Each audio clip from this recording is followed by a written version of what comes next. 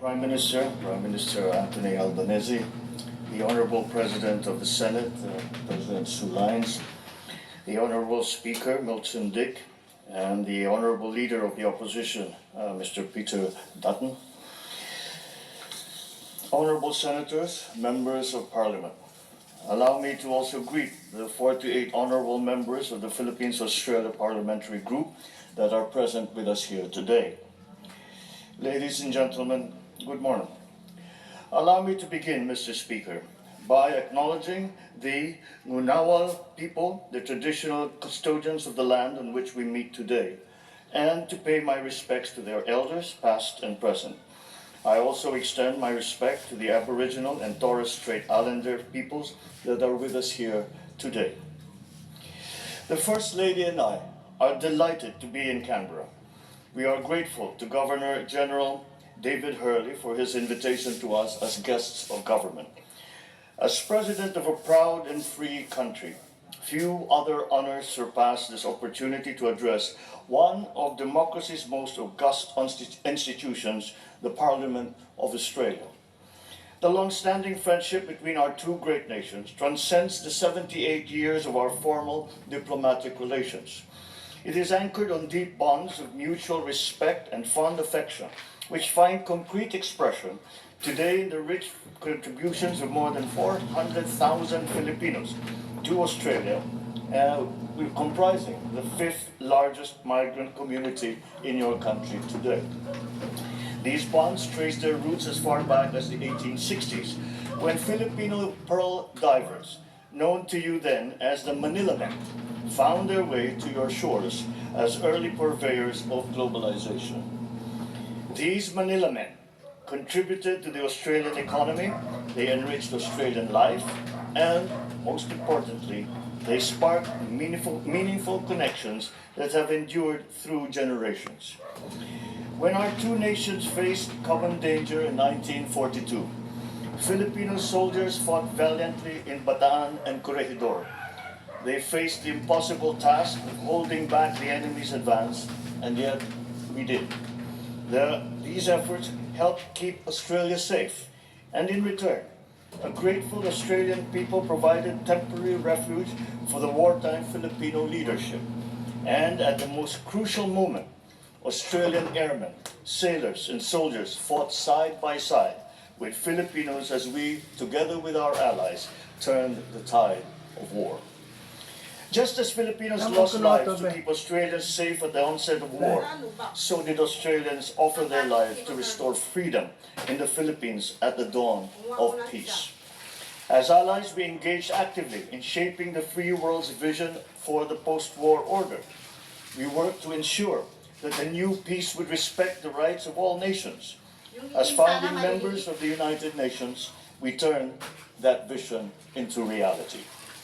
From the very beginning, we knew that our interests were intertwined. The security of Australia is bound with the security of the Philippines.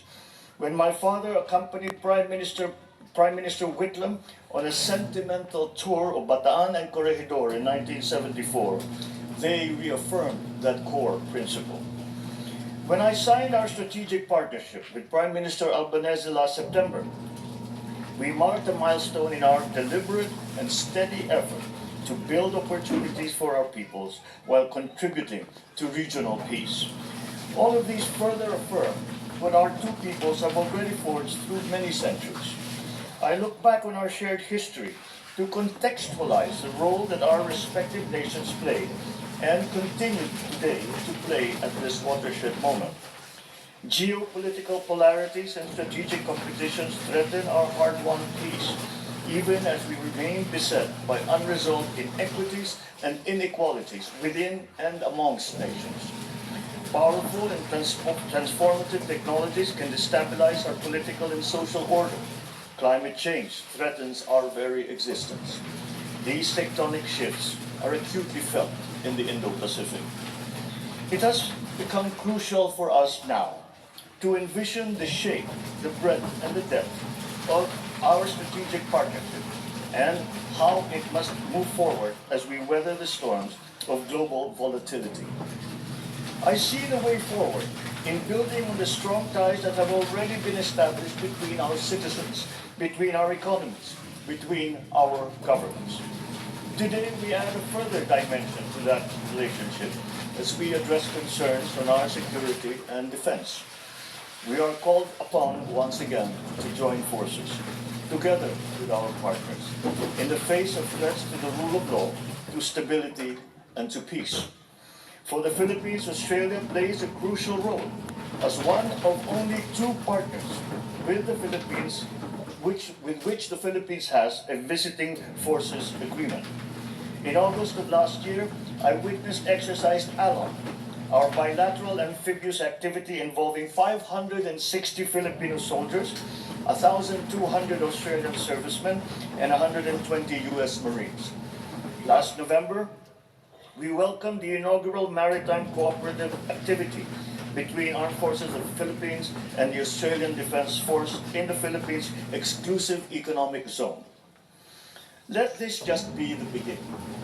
Your leaders have always taken the position that the destiny of Australia is irrevocably linked to the destiny of Asia. Over the years, you have held true to this tenet. You have become a valuable member of Asia and of the Indo-Pacific community. Our two countries have always understood that without the predictability and stability of our rules-based order, our region would not have emerged as a driver of the global economy as it is today. We have long known that our prosperity and development are anchored on the peace and stability of the Indo-Pacific. Today, that peace, that stability, and our continued success have come under threat. Once again, we must come together as partners to face the common challenges confronting the region. Not one single country can do this by itself. No single force can counter them by themselves. This is why our strategic partnership has grown more important than ever. We must reinforce each other's strengths. We must protect the peace that we fought for during the war and have jealously guarded in the decades since. We must oppose actions that clearly denigrate the rule of law. As in 1942, the Philippines now finds itself on the front line against actions that undermine regional peace, erode regional stability, and threaten regional success. Then as now, we remain firm in defending our sovereignty, our sovereign rights, our jurisdiction. I shall never tire of repeating the declaration that I made from the first day that I took office. I will not allow any attempt by any foreign power to take even 1 square inch of our sovereign territory. The challenges that we face may be formidable, but equally formidable is our resolve. We will not yield. Then as now, the security and continued prosperity of the region of countries like Australia relies upon that effort. Just as we fought to build our rules-based international order, so are we now fighting to protect it. The protection of the South China Sea as a vital, critical global artery is crucial to the preservation of regional peace and, I dare say, of global peace. We have an abiding interest in keeping our seas free and open and in ensuring unimpeded passage and freedom of navigation. We must uphold, preserve, and defend the unified and universal character of the United Nations Convention on the Law of the Sea as the constitution of the oceans. We draw strength from the consistent and unequivocal support of Australia and the international community for the lawful exercise of our rights, which have been settled under international law. And so, on behalf of the Filipino people, I thank Australia for standing with the Republic of the Philippines. Ladies and gentlemen, we demonstrate the depth and breadth of our security cooperation through regular exchanges between our armed forces and our coast guards, including in the areas of maritime security, counterterrorism, humanitarian assistance, and disaster relief.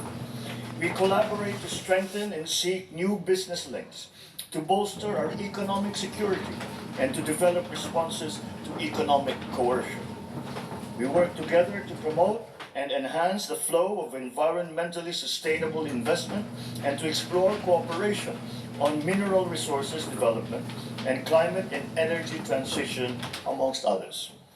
Indeed, we have made good progress since we signed our strategic partnership last year.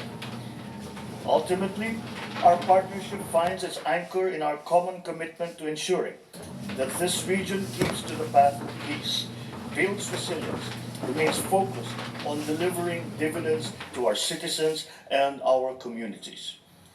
Beyond our bilateral horizon, we project the commitment in our continued adherence to ASEAN centrality, which we will have the opportunity to reaffirm at the special summit between ASEAN and Australia in Melbourne next week. Beyond the region, we project this commitment too in our partnership and active leadership on the international stage. We collaborate closely with Australia to strengthen international security and universal adherence to international humanitarian law. I salute Prime Minister Albanese's personal commitment to our vision of a world free of nuclear weapons. It is a commitment that is shared by all peoples of Southeast Asia, with those of Australia and the Pacific Island states. Through the treaties of Bangkok and Rarotonga, our two regions serve as pockets of freedom from these destructive weapons. Within the ambit of the ASEAN Regional Forum and the Nuclear Non-Proliferation Treaty, our two countries are champions of nuclear disarmament and advocates for nuclear risk reduction. In the context of emerging technologies such as autonomous weapon systems and of new frontiers such as outer space and cyberspace, there is much room for our two countries to work together. Our collaboration in the United Nations demonstrates the need to continue to build bridges and to forge consensus towards decisive multilateral solutions. We cannot allow geopolitics to paralyze global governance. Now more than ever, we need multilateralism to work. This is particularly important given the scope of global cooperation needed to address our most pressing vulnerability, one that threatens the very survival of our peoples, one that threatens our very future. I speak, of course, of climate change. My country accepts its part in our collective responsibility. My administration is committed to accelerating our just, affordable, sustainable, and inclusive energy transition towards carbon neutrality. The Philippines has the potential to be a net carbon sink, absorbing more carbon dioxide than we emit. Yet, we are one of the most climate vulnerable countries in the world, ranking first in the 2023 World Risk Index. This glaring disproportion between our share of responsibility and our vulnerability reflects an injustice that must be corrected. Developed countries must do more, and they must do it now. Our past successes should inspire us to forge ahead in building the future to which we aspire. For the Philippines, we continue to see that future in our identity as Asians and as members of the Pacific family. Together with our Asian neighbors, and in that group I include Australia, we continue to work for a regional community that empowers all of our citizens. As Asians, we are committed to fulfilling our region's promise as a global engine of growth and in remaining true to our shared value of mutual respect, our shared desire to flourish through our diversity. As part of the Pacific, we carry in our very DNA the heritage of seafaring civilizations that span two oceans. This manifests in the high regard our cultures place on family, on community, and on the environment. In Australia, we see not only a strong democracy, but an indispensable part of our Pacific community, a permanent stakeholder in the future of Asia, and a reliable supporter of ASEAN centrality. In Australia, we see a natural partner in our efforts to defend, to preserve, to uphold our open, inclusive, and rules-based international order. to ensure that it remains governed by international law and informed by the principles of equity and justice. In Australia, we see a lifelong friend with whom we have endured joint sacrifices, reveled in our shared victories, and now pursue common aspirations. All this inspires confidence in the future of our strategic partnership. This confidence is shared not only by our two governments, but also by our two peoples. We see this in the face of the almost 35,000 Filipino students who choose Australian schools to pursue their respective endeavors, the fifth largest foreign student population in Australia. We see this too in the nearly 30,000 Australians who work and live with us and have chosen to call the Philippines their home. We see this more importantly in the spirit of bayanihan and mateship that defines our relationship. Our mateship brought Australians to Tacloban, my mother's hometown, to bring relief in the aftermath of Super Typhoon Haiyan in 2013. Our bayanihan brought closure and peace to the families of the gallant Australians that perished in the sinking of the Montevideo Maru in 1942. And this is the same spirit that now brings our sailors, our airmen and soldiers together, shoulder to shoulder, in defending our rights and in securing our common future. For when the Southern Cross met the Pearl of the Orient, a friendship blossomed which stood the test of war and flourished through the changes brought about by a world in flux. Looking ahead, I am confident that Filipinos and Australians will remain steadfast partners, unyielding and uncompromising in our shared values, and energized as we gird ourselves to work together in the spirit of bayanihan and of mateship. Thank you and mabuhay.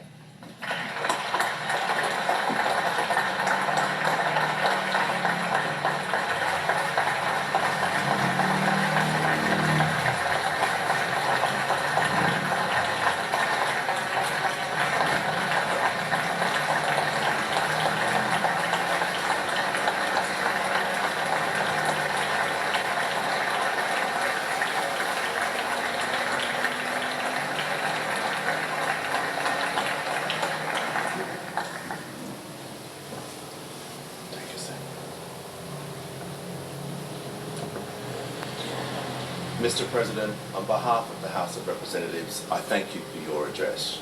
I wish you and Her Excellency the First Lady a successful and enjoyable stay in Australia. I thank the President of the Senate and Senators for their attendance, and I invite the Prime Minister to escort our guests to meet members and senators as they depart the chamber.